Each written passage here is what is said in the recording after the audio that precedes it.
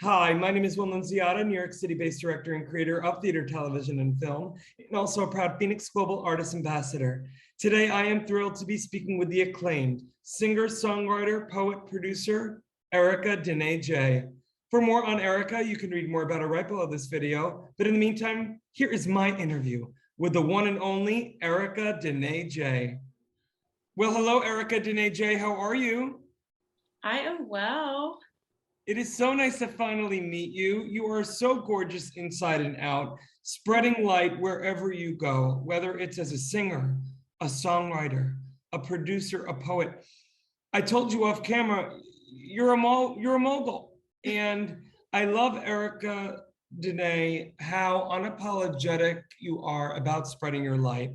I want to know where that comes from within you. That definitely comes from a place of a lot of self-healing. Healing is like the huge buzzword for me. It's always in my wheelhouse. So I'm 31. I know people probably don't put their age on interviews, but I don't care.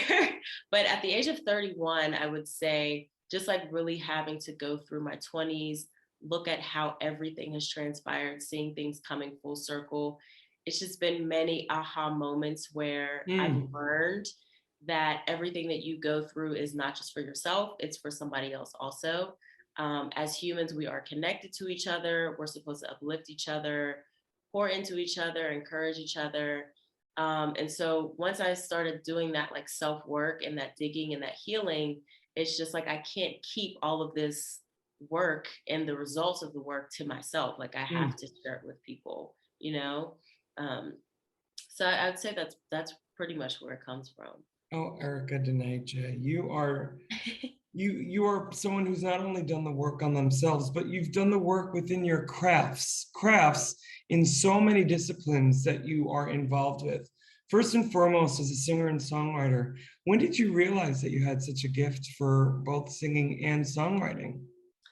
So I would say singing, I used to sing in my grandmother's house. She had like a little piano thing hooked up, and I would sit at the piano and like play little notes and sing.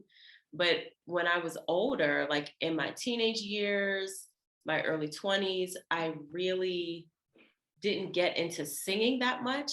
I honestly didn't like my voice because I grew up in a Black church. And so I was like, well, my voice doesn't sound like the vibrato-y, crazy, just loud gospel sound. So I didn't think that my voice was enough. So I really didn't start gaining confidence in taking singing seriously until I was maybe, I want to say like mid 20s. And that's when I also started to songwrite as well. I was living abroad in Spain and I had a guitar and I had a lot of time to myself. And it was just like moments where I just spent time with it, came up with songs. And then with poetry, I think I've always written poetry. That's something that's just always been near and dear, like Well, I was spoken about word. to say, Love within your songs there is poetry, so it's kind of like you get to blend both. it. Exactly. I love it. Yeah.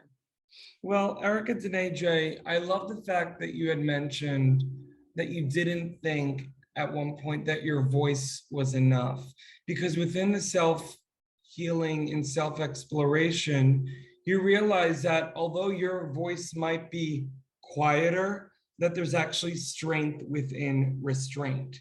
Was there an Yeah. aha moment for you when that all came about for you, that you would be maybe paving your own path, both voice wise, literally and figuratively? Yes, absolutely. I know that when I was in church, I would sing in like a choir, and I would have issues with just being like loud because I thought loud was equivalent to good because that's always what I grew up around. So if somebody was like really loud, then the crowd would stand up, they would cheer, they would clap, they would praise, all those things. And there was a woman who she now has passed away, but she was like an older woman. And I just always looked up to her.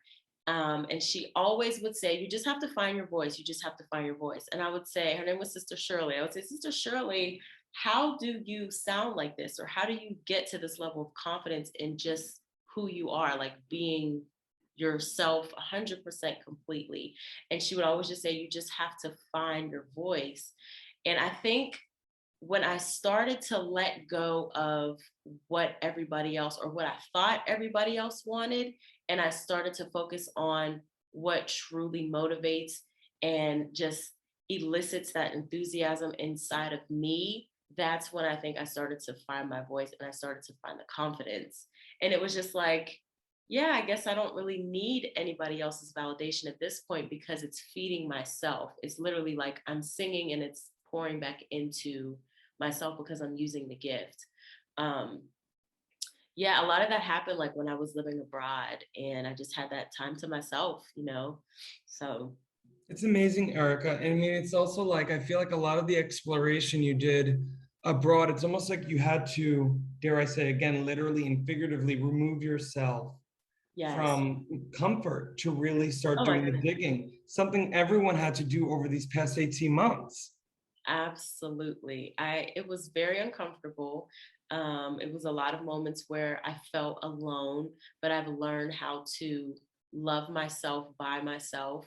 And in that, like becoming in those spaces, I've learned to love people so much more and greater.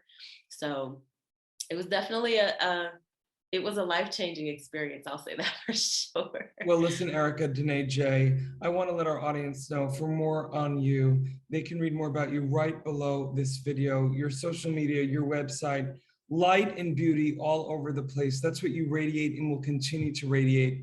And I'm so grateful, Erika Denae J, for your time today. Thank you.